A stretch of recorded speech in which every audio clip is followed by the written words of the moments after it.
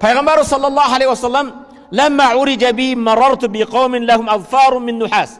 Пайғамбар айтады, мен миражға шыққан кезде, пайғамбар 7-ші асманға көтерілген кезде Аллах табарак ва пайғамбарымызға бейішті де дозоқты да көрсетті дейді.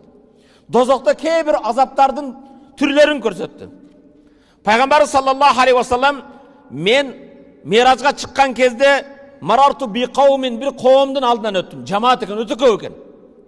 Өте көп қауым. Азфарухум мин нухас, алардың тырмағы жезден екен. Тырмағы неден екен? Жезден. Яхмишуна вужухум ва судурахум, ал тырмақтары жез болған адамдар өздерінің жүзін, өздерінің көкіректерін аймап жатты дейді. Фақулту мен хаула я Жабраил. Пайғамбар, ей Жабраил, бұл қауым кім? Жез болған тырмақтары менен жүзін көкіректерін аймап жатқан, тырмап жатқан. Қала хаула аллази якулуна лухум нас ва яқауна фи аратим. Бұлар адамдардың етін жегендер, жана біреулердің намысын төккендер деді. Ғибат қылушылар екен.